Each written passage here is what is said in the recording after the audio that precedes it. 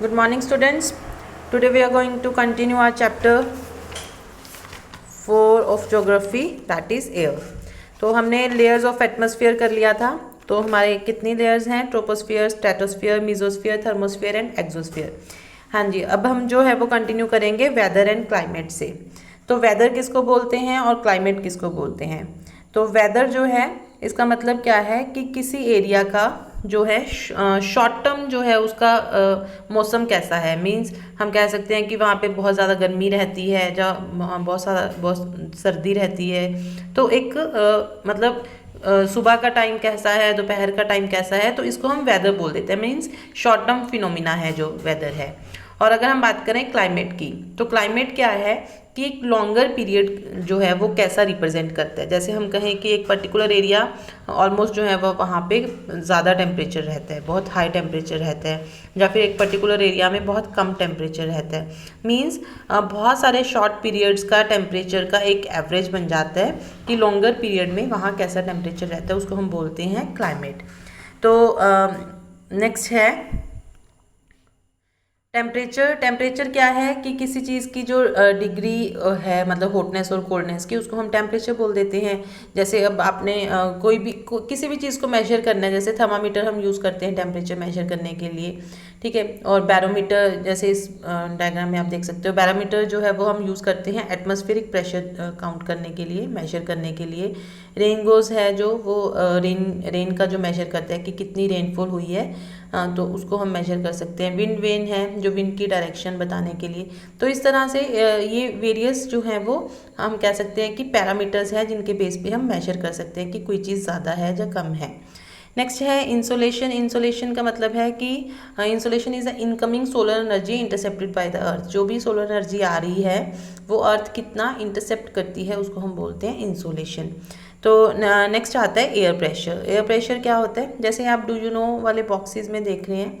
पहले हम टेम्परेचर के स्टैंडर्ड यूनिट की बात कर लेते हैं कि टेम्परेचर को जो है हम डिग्री सेल्सियस में जो है वो मेजर करते हैं, या फिर फ़ारेनहाइट. जैसे हमारी बॉडी का टेम्परेचर 37 डिग्री सेल्सियस है या फिर 98 डिग्री फ़ारेनहाइट है, तो उसका मतलब क्या है कि ये दोनों इक्विवेलेंट हैं, दो यूनिट्स हैं. जनरली हम डिग्री सेल्सियस में जो है वो मेजर करते हैं. तो जो हमारा वाटर है वो फ्रीज़ करता है 0 डिग्री पे और बॉयल करता है 100 डिग्री पे. तो अगर हम एयर प्रेशर की बात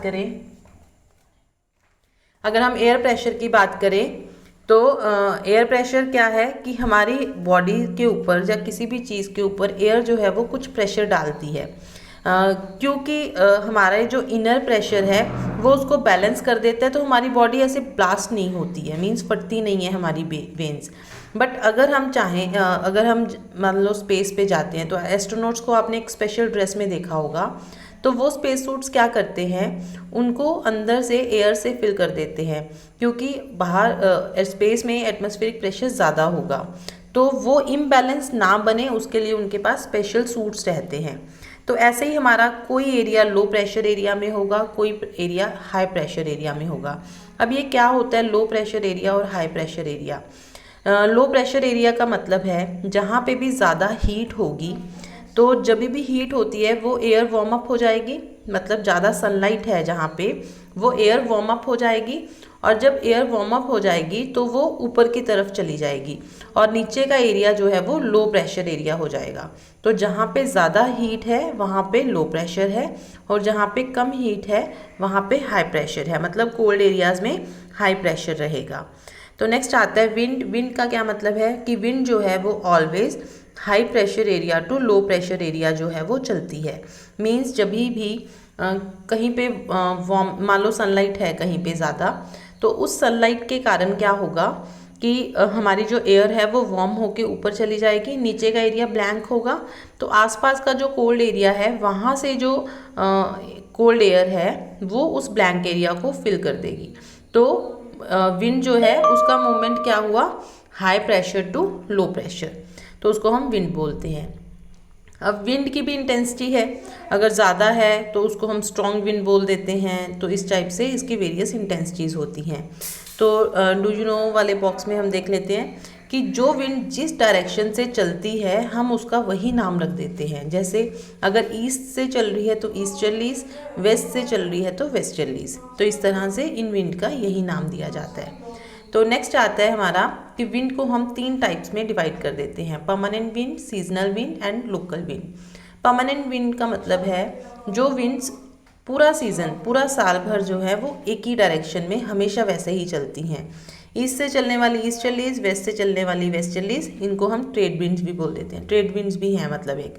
तो नेक्स्ट आती है सीजनल विंड। सीजनल विंड्स का मतलब होता है कि गर्मी में जैसे मानसून है कि एक पर्टिकुलर सीजन में आएगा, ठीक है, तो उसको हम सीजनल विंड बोल देते हैं, मतलब जो एक पर्टिकुलर सीजन में ही चलेंगी। लोकल विंड का मतलब है कि जो पर्टिकुलर एरिया में होता है, ज़रूरी नहीं है कि ये पूरी अर्थ पे ही होगा सिमिलर पैटर्न, ठीक है। जैसे हम कह सकते हैं कि लू है हमारे नॉर्दर्न एरिया में, इंडिया में नॉर्दर्न एरिया में आपको आपने सुना होगा कि लू चल रही है, मतलब बहुत ज़्यादा गर्मी चल रही है।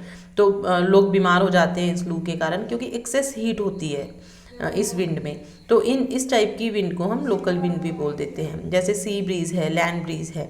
सी ब्रीज का क्या मतलब है? सी से लैंड की तरफ चलने वाली हवा, उसको हम सी ब्रीज बोल देंगे। लैंड ब्रीज का क्या मतलब है? लैंड से सी में चलने वाली, सी की तरफ चलने वाली हवा। तो ये तो वहीं पॉसिबल है जहाँ पे सी है, ठीक है। तो ये पर्टिकुलर एरिया का हो गया, तो उसको हम लोकल विंड बोल देते हैं। इस डायग्राम को अच्छे से समझते हैं क्या है इस डायग्राम में। तो हमारे पास इक्वेटर है। इक्वेटर में क्या होता है कि लो प्रेशर होता है। क्यों होता है? इक्वेटर में सबसे ज़्यादा सनलाइट होती है, जिसके कारण वहाँ वार्म विंड होगी, मीन्स हवा गर्म हो जाएगी। गर्म होने के कारण वो ऊपर उठ जाएगी, जिससे जो है वो लो प्रेशर बन जाएगा। इसको हम डोल्ड्रम भी बोलते हैं, ये इसका अनदर नेम है। तो उसके बाद जब लो प्रेशर होता है तो उसके बाद पहले हम ये सारे प्रेशर वाली बातें समझ लेते हैं, ठीक है। उसके बाद ये विंड की बात करेंगे। तो लो प्रेशर इक्वेटर पे सबसे ज़्यादा लो प्रेशर है, उससे ज़्यादा प्रेशर होगा सब ट्रॉपिकल एरियाज़ में। सब ट्रॉपिकल का मतलब क्या होता है? इक्वेटर से लेके 23.5 डिग्री नॉर्थ और 23.5 डिग्री साउथ तक हमारे पास Tropic of Cancer and Tropic of Capricorn होते हैं। सबसे ज़्यादा जो गर्मी है इन एरियाज़ में होती है। तो इसीलिए कहा जाता है कि इन एरियाज़ में जो कंट्रीज़ हैं वो सोलर एनर्जी को बहुत अच्छे से यूज़ करके इलेक्ट्रिसिटी बना सकते हैं। तो उनके लिए अच्छा भी रहेगा, रीज़नेबल प्राइस पे भी बन जाता है, और हम सोलर एनर्जी को अच्छा यूटिलाइज़ कर सकते हैं। लेकिन इससे ऊपर जो एरियाज़ हैं इनको हम बोलते हैं सब ट्रॉपिकल हाई प्रेशर, और भी हम इसको बोलते हैं सब ट्रॉपिकल हाई प्रेशर, और इनके अदर नेम्स हैं हॉर्स लैटिट्यूड, ठीक है। नेक्स्ट आता है सब पोलर लो प्रेशर। क्योंकि यहाँ पोलर एरिया है तो उसके कंपैरिजन में ये सब पोलर एरिया हो गया, और क्योंकि यहाँ बहुत हाई प्रेशर होता है पोलर पे तो उसके कंपैरिजन में यहाँ लो प्रेशर होता है। तो इसके लिए हम इसको बोलते हैं सब पोलर लो प्रेशर। तो उसके बाद सिमिलर ऐसा चलेगा इधर भी, सब पोलर लो प्रेशर और हाई प्रेशर, ठीक है। नॉर्थ पोल साउथ पोल पे हमेशा हाई प्रेशर है, क्योंकि सबसे ज़्यादा ठंडे एरिया है। जहाँ भी ठंडा एरिया है वो हाई प्रेशर है, जहाँ भी गर्म एरिया है वो लो प्रेशर है। तो उसके बाद हम बात करते हैं कि जो विंड जिस डायरेक्शन से चलती है हमने उसको वही नाम दे दिया। जैसे ये विंड जो है वो अगर हम एक ईस्ट, वेस्ट, नॉर्थ, साउथ, ये हमारी 4 डायरेक्शंस हैं। अगर कोई विंड यहाँ से चल रही है तो उसको हम क्या बोलेंगे? कहाँ से ओरिजिन हो रहा है इसका? नॉर्थ और ईस्ट साइड से, तो हम इसको बोलते हैं नॉर्थ ईस्ट ट्रेड विंड, ठीक है।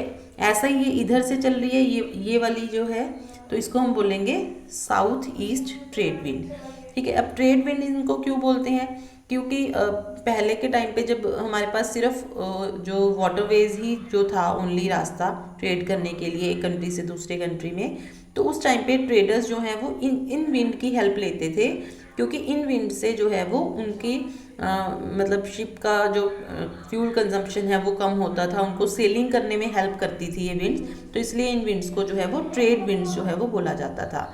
तो क्यों नाम रखा नॉर्थ ईस्ट? क्योंकि नॉर्थ ईस्ट से ओरिजिन हो रहा है इसका, और यहाँ साउथ ईस्ट से ओरिजिन हो रहा है। क्लियर? तो उसके बाद आती हैं हमारी वेस्टर्लीज और ईस्टर्लीज, ठीक है। ये हैं वेस्टर्लीज और ये हैं ईस्टर्लीज, वेस्टर्लीज। ठीक है, अब इनका क्या मतलब है कि यहाँ से चल रही है और यहाँ कौन सी डायरेक्शन है, वेस्ट, और ये यहाँ से चल रही है तो यहाँ भी वेस्ट है, तो जो वेस्ट से चल रही है उसको हम बोलते हैं वेस्टर्लीज। और जो ये वाली विंड है पोलर हाई प्रेशर और सब पोलर के बीच में, तो ये जो है वो ईस्ट से चल रही है तो हम इसको ईस्टर्लीज बोल रहे हैं। क्लियर? तो इस तरह से हमने जो डायरेक्शन, जो विंड जिस डायरेक्शन से चली उसको उसका वैसा ही नाम दे दिया। ये बहुत इंपॉर्टेंट है आपके एग्जाम पॉइंट ऑफ व्यू से। नेक्स्ट चीज़ कि साइक्लोन जो है, उड़ीसा में एक साइक्लोन आया था जो कि बहुत बड़ा डिज़ास्टर था। तो हम उसके बारे में देख लेते हैं कि इतना जो 99 में आया था, बे ऑफ बंगाल से ओरिजिनेट हुआ था, तो बहुत ही बड़ा डिज़ास्टर था। मतलब आप कह सकते हैं कि हमारे जो मैनग्रोव ट्रीज़ थे वो डिस्ट्रॉय कर दिए उसने, और बहुत सारे कच्चे हाउसेस तो गिरने ही गिरने थे, बहुत सारा अदर डिस्ट्रक्शन भी जो है वो उससे हुआ। तो साइक्लोन इट डिपेंड्स कि उसकी इंटेंसिटी क्या है, उतना ही वो डिज़ास्टर्स होगा। तो नेक्स्ट आता है कि जो ये साइक्लोन था ये जो है वो डिप्रेशन जो है यहाँ से ओरिजिनेट हुआ था। गल्फ ऑफ थाईलैंड में बहुत बड़ा डिप्रेशन हुआ था। साइक्लोन जो है वो ऑलवेज ओरिजिनेट होते हैं लो प्रेशर एरिया से। तो नेक्स्ट आता है मॉइस्चर। मॉइस्चर का मतलब है, तो मॉइस्चर का मतलब है कि वाटर जो है वो इवेपोरेट हो जाता है लैंड से या डिफरेंट वाटर बॉडी से, और उसके बाद जो है वो ह्यूमिडिटी बन जाता है, और फिर वो क्लाउड्स बन जाएंगे। जब क्लाउड्स बहुत हैवी हो जाएंगे मींस वो और फ्लाई नहीं कर पाएंगे तो वो प्रेसिपिटेट कर जाएंगे, मींस फॉल डाउन कर जाएंगे, रेनफॉल होगा उससे। तो इस तरह से ये हमारा पूरा वाटर साइकिल चलता है।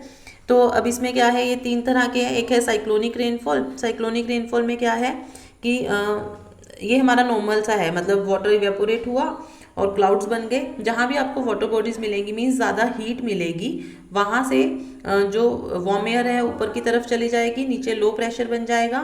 जब ऊपर की तरफ एयर जाएगी वो धीरे धीरे क्लाउड्स फॉर्म कर लेगी। क्लाउड्स धीरे धीरे हैवी होते जाएंगे क्योंकि क्लाउड्स में थोड़ा वाटर पार्टिकल्स, डस्ट पार्टिकल्स ये सब रहते हैं, जिससे वो हैवी हो जाएंगे तो प्रेसिपिटेशन हो जाएगी।